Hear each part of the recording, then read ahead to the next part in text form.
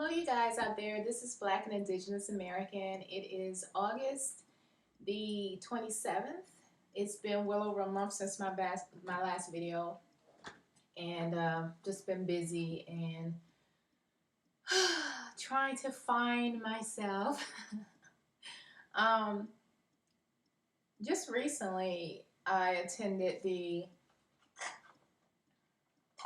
protest protesting the Dakota pipelines in North Dakota, and that was in D.C. At the U.S. District Court, and I really felt like many Native nations and allies who aren't necessarily Indigenous American, they showed up.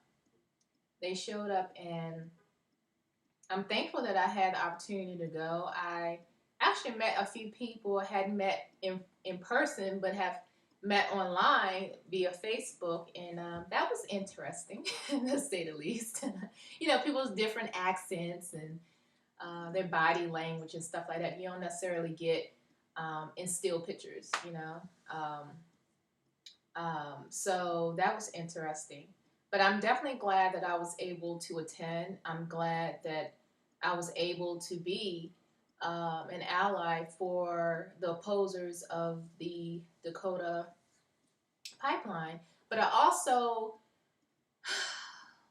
also am an opponent of pipelines anywhere, really, fracking anywhere, and and I didn't necessarily make a poster or anything like that. But I did see that some people made posters pretty much saying like all pipelines, ban all pipelines. I think sometimes people will notice more recognition or more talk about certain issues that are actually all of our issues. They're not just issues out west. They're issues right here. And so, again, even though I was there to show my support for that particular issue, for the people, the Sioux people, but at the same time, as a representative of East Coast, in particular Virginia, I definitely wanted to attend. So I did that, and then a few weeks ago, actually, I went to Richmond, and there was a protest rally march to block Dominion Power from fracking and pouring coal ash in the James River. This is actually my second protest in particular for that region. And the first one was in February of this year. And again, I went a few weeks ago. Now, what's kind of discouraging is that many of my Indigenous brothers and sisters I did not see present for that particular um, march. And I understand it was towards the end of the month, end of June. A lot of people are traveling and vacationing, and people aren't just home. Um, but it was disappointing because uh, there's a lot of Native Americans, Indigenous Americans peoples from the Virginia region who will be directly affected by the pipeline, by the fracking, by the coal ash in the water in the James River. And this same Atlantic pipeline, they're planning to um, build directly through my ancestral lands, southern Virginia, south central Virginia, through northeastern North Carolina, through Robertson County, all the way down. And that right there is Indian country. Let me tell you, you got the Lumbees, the Hallowassaponis, the Tuscarora people, and I'm like, where is everybody? Like, where is everybody? And like I said, I understand people traveling and it's vacation season and everything. But I really do believe a lot of people were at the powwows. And it's unfortunate you have these Virginian leaders, Virginia tribal leaders, who um, are from state recognized tribes in Virginia. There's one, officially one federally recognized tribe in Virginia, which is the Pamunkey. But at the same time, it's like, where are these leaders? Where are these leaders? I don't know if they're being persuaded under the table to keep shut about it. I don't to keep quiet about it. I don't know. But I'm like, and I understand there was a couple of my friends that just could not make it. But the same people that could not make it, they were there in February.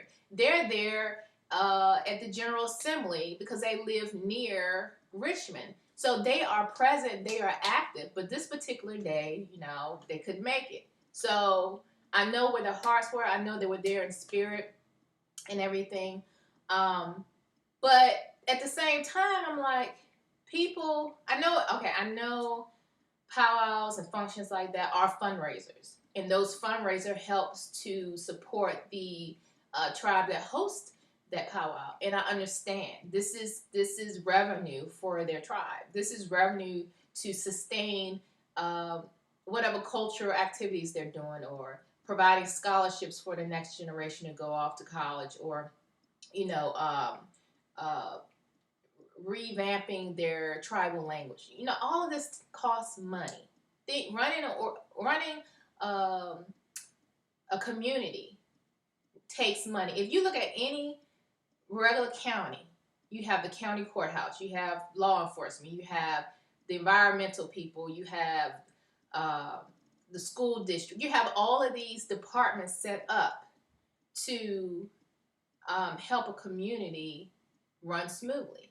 And I understand that. So it takes money. I get it. But at the same time, y'all can have at least one or two representatives that show up for a couple of hours to show Governor, the governor of Virginia, that you oppose Dominion power. And I felt alone, people.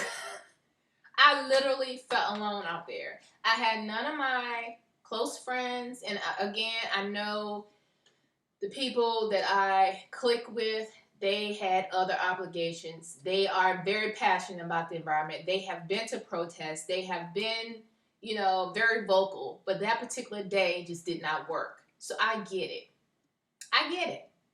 But I'm talking about all these other people that I never see voicing their opinions about our environment, about political issues. This is something that truly bothers me. So anyway, I was like, well, I'm going to go.